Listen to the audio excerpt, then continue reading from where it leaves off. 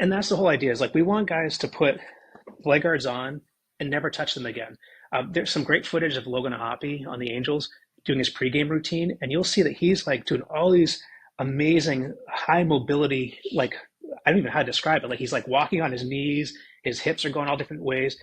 And even though his leg guards are sliding all over, the ground, he never once touches his leg guards because they're just locked in place. And that has a lot to do with a bunch of different things. One is we've really improved the straps. So no more elastic. It's all neoprene. So really wide to really spread that load over a bigger area.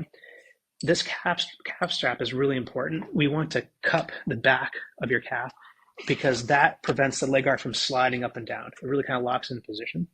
So, and even before that, one thing I should really say is you want to make sure with these leg guards, you get your kneecap centered in the knee.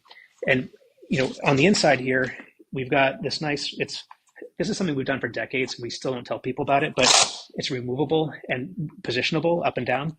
But out of the box with this knee pad, you want to get your kneecap like right into this spot right here, because that just like locks in the leg guard.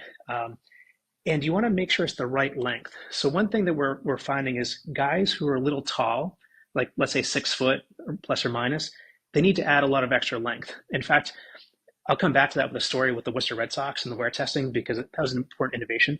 But you want to make sure you have the right shin length because otherwise it's not going to fit right. That part about like the top part lifting up, it'll still lift up because if the hinge is too far down, it's going to do this. You really need to make sure the knee is up and over so that this part stays nice and flat. But before I put this on, an important observation about legs, or really anything that bends, is that if you make a line here and make a line here and take a measurement, then bend your knee and measure it again, that distance has gotten longer. So that was a great insight that Mike had into this, is that we built these, what we call the shift technology right here, where it slides. So if everything is dialed in, you strap the leg guard on, locking in your calf first. That's kind of the best place to start. Some guys start up top, some guys start down low.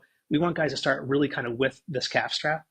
And you'll notice that the straps are different too, because they're basically like a seatbelt. They just push in and click. We got rid of all the clunky D-rings, so it just snaps in right into the plastic. And we found through wear testing that we were just trying to clean up the leg guard, get rid of parts, do a little bit of cost engineering, simplify the design.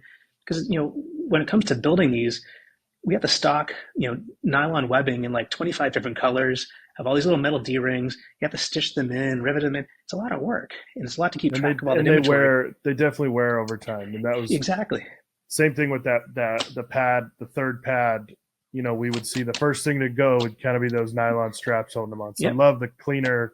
Everything is just so much cleaner. Just try to simplify things as much as possible. And so what we found is when you click right into the plastic, you get a much better fit because you're pulling right on that plastic shell. And another thing that we do a horrible job of telling people about is our plastic on our leg guards has a bit of memory. So if you start to shape it and bend it, if you've got like skinny legs or a bit wider legs, it'll start to have that memory and fit your leg a lot better. But even if you don't do that, just by buckling right into the plastic, you're getting a nice conforming fit around your leg. We've got toe strap as well down here, and then the last thing is putting on the top strap up here around your quad.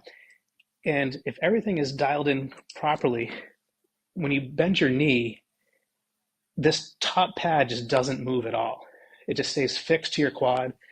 The plastic is sliding through these channels right here, the shift. And again, if you watch guys doing blocking drills, sliding, running, they just don't touch their leg guards anymore, which is perfect.